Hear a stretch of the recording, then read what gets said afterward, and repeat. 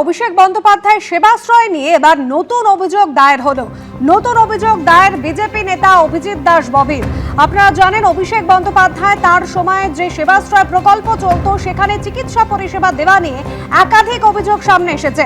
ইতিমধ্যেই দুটি অভিযোগ দায়ের করা হয়েছিল, আর এবার নতুন অভিযোগ দায়ের করলেন বিজেপি নেতা অভিজিৎ দাস ববি। দক্ষিণ 24 পরগনার পারুলিয়া কোস্টাল থানায় অভিযোগ দায়ের হয়েছে। গৌতম মন্ডল আমাদের প্রতিনিধি রয়েছেন আমাদের সঙ্গে টেলিফোন লাইনে। গৌতম, ইতিমধ্যে ডায়মন্ড হারবার থানা এবং দক্ষিণ 24 পরগনার বিষ্ণুপুর থানায় জোড়া এফআইআর দায়ের হয়েছে। এবার নতুন যে এফআইআর দায়ের করা হয়েছে, ঠিক কি অভিযোগ? একদম, দেখো, এর আগে সেবাশ্রয় নিয়ে জোড়া এফআইআর, জোড়া অভিযোগ ছিল। একটি হয়েছিল ডায়মন্ড হারবার থানায় এবং অপরটি হয়েছিল বিষ্ণুপুর থানায়। দুটি ক্ষেত্রে এফআইআর রুজু করেছে পুলিশ। এর পাশাপাশি গতকাল সন্ধ্যে নাগাদ পারুলিয়া কোস্টাল থানায় নতুন করে অভিযোগ দায়ের করলেন অভিজিৎ দাস ববি, বিজেপি নেতা। তার যেটা অভিযোগ, গত 10ই জুন ডায়মন্ড হারবার 2 নম্বর ব্লকের হিংসাবেড়িয়া এলাকায় এখানে তৃণমূল কংগ্রেসের যিনি বিধায়ক শামীম আহমেদ মগরাট পশ্চিমের, তার বাড়ি থেকে কিছুটা দূরে মাটির তলা থেকে বিজেপি কর্মী সমর্থকরা 8 কিউবাক দিয়ে মাটি খুঁড়ে প্রচুর ওষুধ উদ্ধার করে।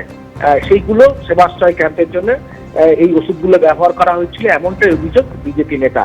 এবং প্রচুর সেই ওষুধ, তার মধ্যে বেশ কিছু ছিল মেয়াদ উত্তীর্ণ এবং কিছু ছিল মেয়াদ ছিল।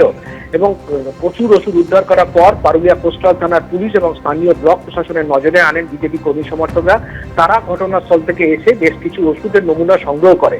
কিন্তু বিজেপি নেতা ববির যেটা অভিযোগ, যে এই যে বিপুল পরিমাণ ওষুধ কোথা থেকে এসেছিল, কাদের মাধ্যমে এসেছিল, সেই ওষুধের গুণগত মান কি ঠিক ছিল, বা যে ওষুধের দাম নিয়ে তিনি একটা প্রশ্ন তুলেছেন, যেটা ভালো কোম্পানির, বাজারে প্রতিষ্ঠিত যে কোম্পানিগুলো আছে তার তুলনায় কম দামি কোম্পানির ওষুধ এবং তার দাম অনেক বেশি বলে তার যেটা অভিযোগ।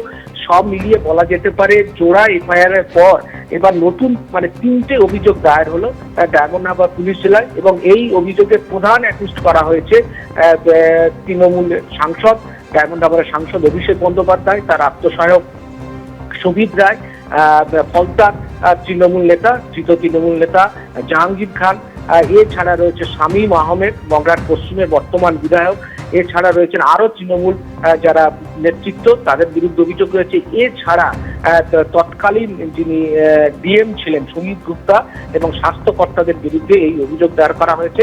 এখন এই অভিযোগের প্রেক্ষিতে এফআইআর কবে শুরু হয় সেটাই এখন দেখার বিষয়।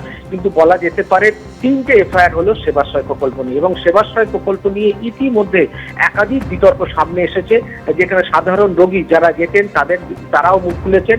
তারা বলছেন কিভাবে তাদের কোনো রোগ না থাকলেও তাদেরকে সেবাশ্রয়ে যেতে বাধ্য করা হতো, না হলে তাদের উপর কিভাবে জলের লাইন কেটে দেওয়া হতো, বাড়ির বিদ্যুৎ কেটে দেওয়া, বিচ্ছিন্ন করে দেওয়া হতো।